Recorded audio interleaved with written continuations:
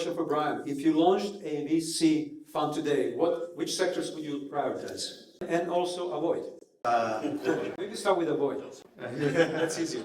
I don't want to start with, on the down note. So let's start optimistically. So if we look at where funding has gone, AI investments within healthcare on the drug discovery platforms has been a bright spot. I think that those virtual cell models and foundation genomic models, those all are interesting, and we'll see more of those. And I think that's an interesting area.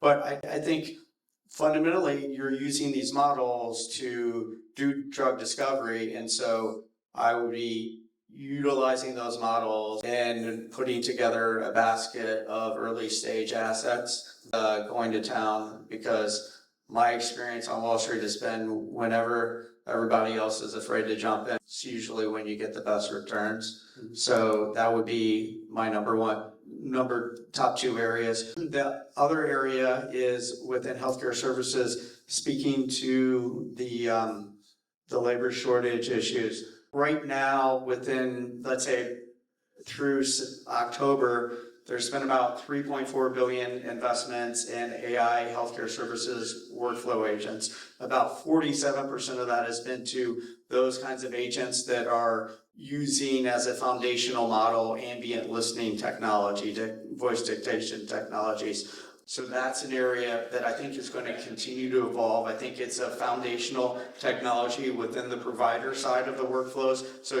you think about it, you have provider workflows, you have payer workflows, and then sometimes you've got this murky area in between with like prior authorizations, value-based care, and those kinds of workflows. But if you think about just like provider-based workflows, that ambient listening technology is, I think, a critical foundational technology that adds a tremendous amount of value. I think that's going to evolve.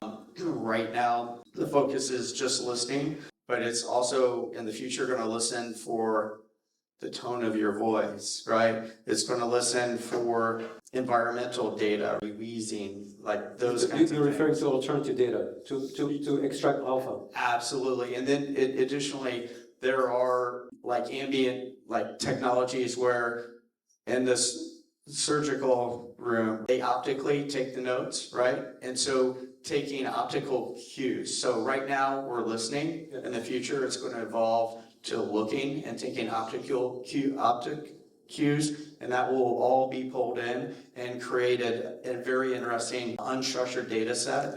I think will potentially rival the EHR system. We'd like to talk a little bit more about unstructured data a little bit, but Kelly, let's talk about diagnostics. Will diagnostics eventually be automated enough to make radiologists or pathologists optional, redundant? No, I think to some of the other speakers today, the human in the loop is always going to be important, to your point. Even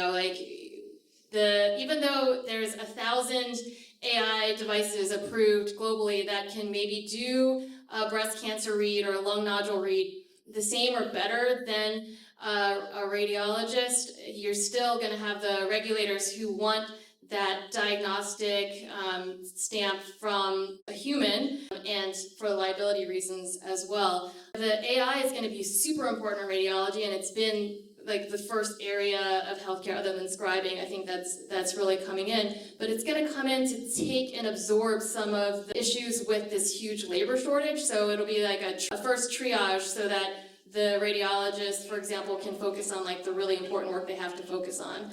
So yeah, I don't think it'll replace.